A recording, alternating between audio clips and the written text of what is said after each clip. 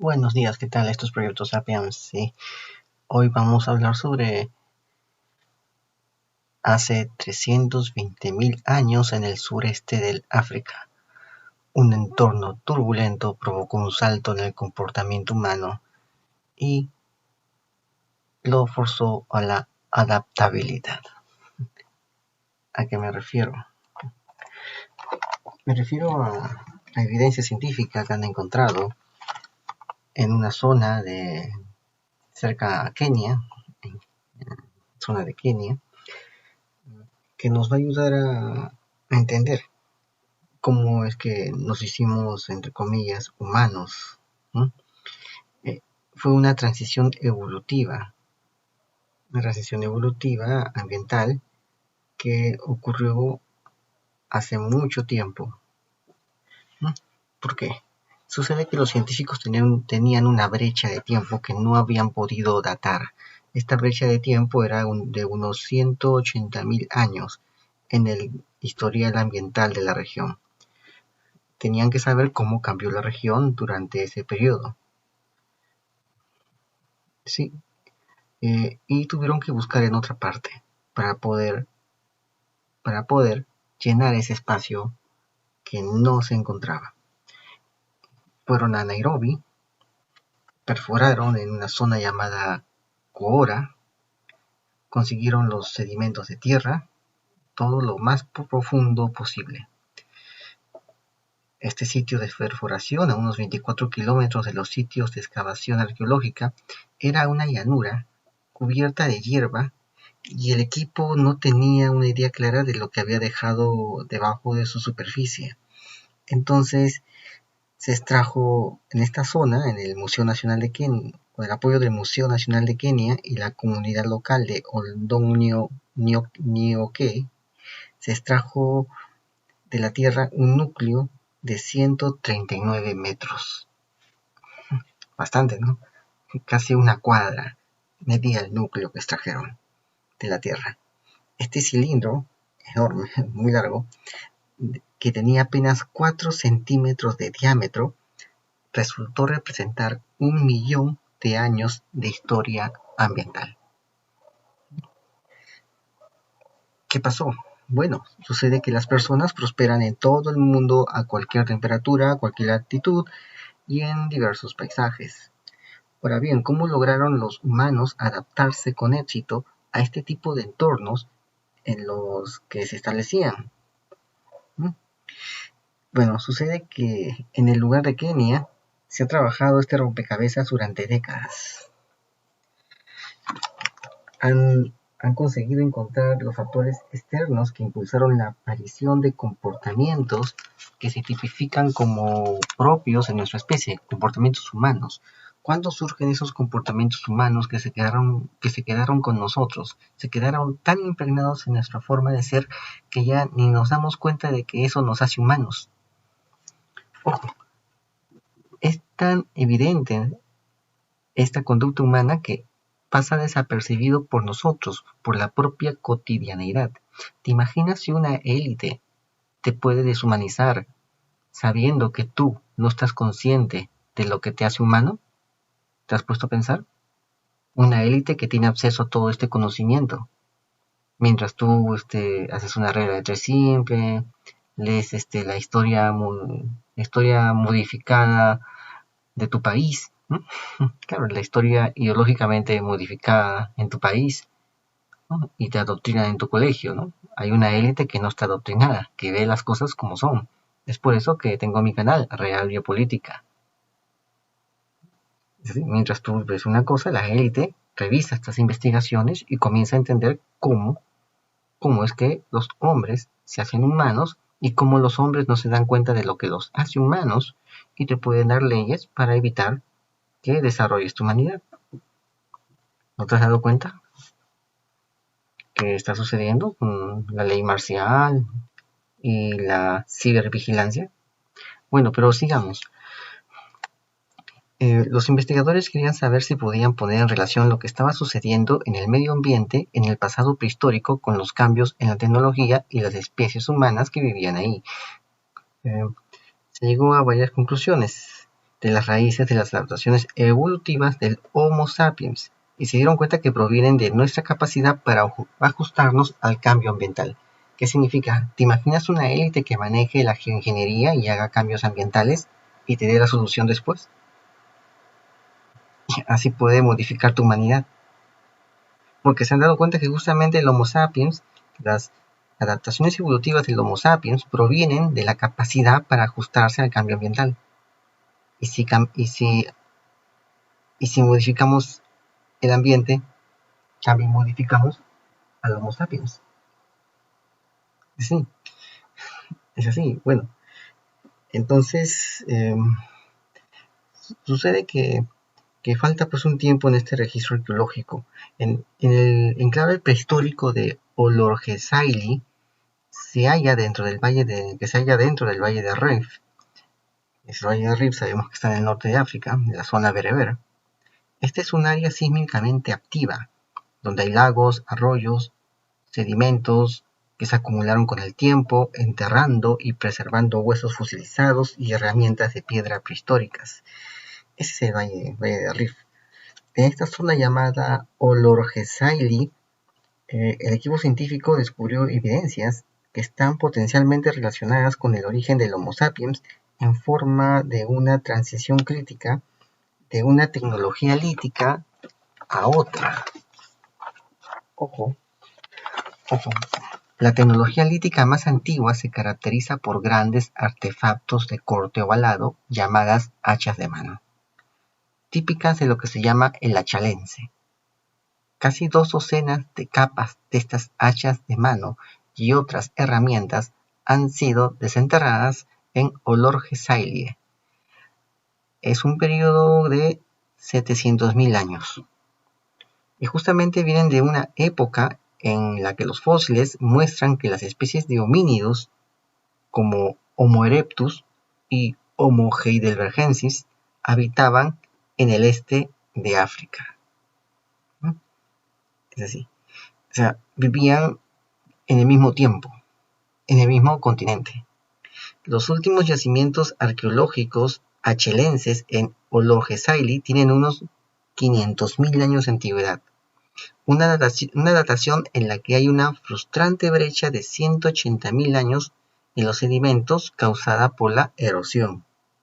El registro arqueológico comienza en realidad hace unos 320.000 años, cuando los sedimentos empezaron a llenar el paisaje. Sucede que la tecnología achelense ya se había extinguido. En su lugar la sustituyó la tecnología de la Edad de Piedra Media. Así, aparece otra tecnología que consistió en la elaboración de utillaje más pequeño y más fácil de transportar que las propias toscas hachas de mano achelenses. En otras áreas de África, la tecnología de la Edad de Piedra Media estaba asociada con los primeros Homo sapiens africanos. Ojo, los achelenses la tecnología achelense fue suplantada por la Edad de Piedra Media, ¿no? Y aquí estaba la mano de los primeros Homo sapiens africanos. Estos fabricantes de herramientas a menudo usaban obsidiana negra de bordes afilados como materia prima. O sea, la obsidiana, la piedra volcánica que corta. Entonces, como era obsidiana, se rastreó químicamente la obsidiana hasta llegar a afloramientos distantes en varias direcciones, unos 95 kilómetros desde esta zona llamada Olorgesailie. Entonces se concluyó que las lejanas fuentes de obsidiana proporcionaron evidencias de intercambio de recursos entre grupos humanos, un fenómeno desconocido en la etapa achelense. En la etapa achelense no había esto de redes de transporte de mercancías, de intercambios, no había. Pero sí apareció después, en la Edad de Piedra Media. Ahí apareció, o sea, los transportadores de la obsidiana. Bueno, entonces, en estas excavaciones sobre el período de la Edad de Piedra Media, obtuvieron materiales de color negro y rojo. los arqueólogos ven estos pigmentos como signos de una comunicación simbólica cada vez más compleja. Sabemos que rojo significa vida. Se untaba de rojo el cadáver porque se creía que seguía vivo. Es así. Ahora pensemos en todas esas formas en que las personas usan el color, en banderas, ropa, muchas formas con las que los individuos reclaman visualmente su identidad como parte de un grupo. Así, se verifica la extinción del estilo de vida achelense, así como su reemplazo de los achelenses por comportamientos significativamente nuevos, los cuales incluyen innovaciones tecnológicas, intercambio intergrupal de obsidiana y el uso de pigmentos. Bueno, bien, no teníamos forma de examinar lo que había sucedido en la brecha de los 180.000 años. O sea, como de un momento a otro apareció todo esto, ¿no? Cuando tuvo, es decir, la transición de este achelense, de las hachas de mano grandes, a la obsidiana, los pigmentos y todo esto. Entonces fue que consiguieron ese gran núcleo de tierra de casi una cuadra de espesor, una cuadra de altura, y pudieron entender qué es lo que estaba pasando. Diferentes tipos de sedimentos se han depositado en los lagos, arroyos, suelos, y tales capas de sedimento cuentan la historia de los cambios ambientales. Entonces, se supuso que la clave para comprender esa transición estaría debajo de una llanura plana y cubierta de hierba a unos 24 kilómetros al sur de las excavaciones arqueológicas en Olorgesailie. Entonces empezaron a perforar el suelo en septiembre de 2012 hasta que llegaron a la capa de roca volcánica del Valle de Rif. Entonces tuvieron este núcleo de 139 metros de profundidad que contenía una secuencia de antiguos hábitats y suelos de lagos y márgenes, todos plagados con capas volcánicas que se podían fechar para obtener el registro ambiental más preciso del África Oriental durante el último 1.000.000 de años. Entonces comenzaron a analizar todas estas muestras. Pudieron encontrar fragmentos microscópicos de plantas, diatomeas unicelulares, de los antiguos depósitos del lago, varias señales químicas, en medidas ecológicas, disponibilidad de agua dulce, cobertura vegetal. Comenzaron a encontrar todos esos datos, comenzaron a tabularlos, a datarlos. Entonces, este medio ambiente durante el intervalo de tiempo, considerado comenzó a poderse recrear, poderse datar. Este registro de sedimentos mostró que durante la era de hace 1.000.000 a 500.000 de años, a 500.000 años, cuando los fabricantes de herramientas achelenses estaban ocupados en la cuenca de Olorgesailie, los recursos ecológicos de los que se disponían eran relativamente estables. Agua dulce, era fiable el abastecimiento de líquido vital, mientras que el merodeo de cebras, rinocerontes, babuinos, elefantes y cerdos provocó una alteración de la vegetación regional de pastizales boscosos en llanuras herbáceas cortas y nutritivas. Pero, ¿qué pasó luego en ese intervalo de tiempo? Sucedió que el núcleo de sedimentos extraídos conservaba muy bien el intervalo del tiempo anteriormente misterioso. Se determinó que hace unos 400.000 años tuvo lugar una transición ambiental crítica. Desde un entorno relativamente estable se empezó a ver fluctuaciones repetidas en la vegetación, en el agua disponible y otros recursos ecológicos, de los que dependían los primeros hombres y otros mamíferos. Entonces, se dieron cuenta que estos primeros hombres se enfrentaron a los periodos de recursos inciertos, invirtiendo tiempo y energía en perfeccionar su tecnología. Establecieron contactos con otros grupos distantes a fin de mantener redes de intercambio e información. Al tiempo desarrollaron marcadores simbólicos que fortalecen estas conexiones sociales y la identidad del grupo. ¿Suena algo familiar? Justamente es lo que nos hace humanos. Es decir, ¿qué era lo que había? Redes de intercambio e información. ¿Qué pasaría si se elimina eso? Si solamente la información va por un lado. Solamente el Facebook mundial da la información. Solamente puedes ver lo que está en el YouTube del futuro. una especie de YouTube estatal. ¿Qué pasaría? ¿Mm? Si ya no hay estas redes de intercambio de información, sino que es unilateral la información, como lo hemos visto en varias películas distópicas, como Divergente, que había una gran tecnología para transmitir las ideas, pero solamente se transmitía lo que decía la clase dirigente, ¿no? También desarrollaron marcadores simbólicos. Sí, ¿qué tal si quitamos toda diferencia entre la gente en base a la igualdad? ¿No?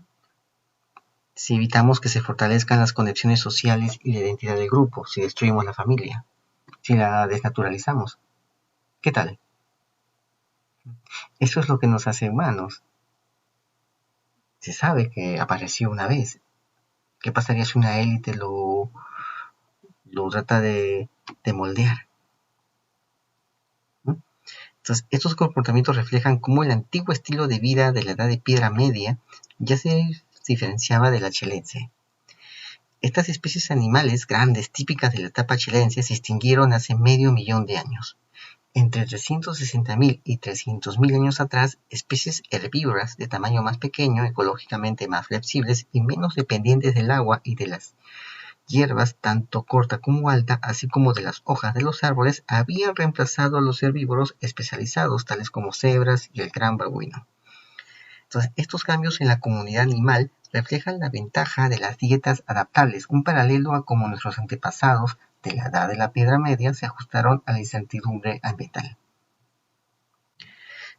Bueno, entonces nos dimos cuenta, se dieron cuenta, ¿no?, que las precipitaciones variaron mucho después de la transición ambiental hace 400.000 años. El terreno de la región también se fracturó por la actividad tectónica y se cubrió de ceniza volcánica. Los grandes herbívoros ejercieron diferentes influencias sobre la vegetación antes y después de esta transición. ¿Qué pasó? Una cascada de cambios ecológicos. Afectaron a los primeros humanos que practicaban el estilo de vida de la Edad de Piedra Media. Habría que empezar a emprender otro cambio. Entonces tuvieron que adaptarse o desaparecer.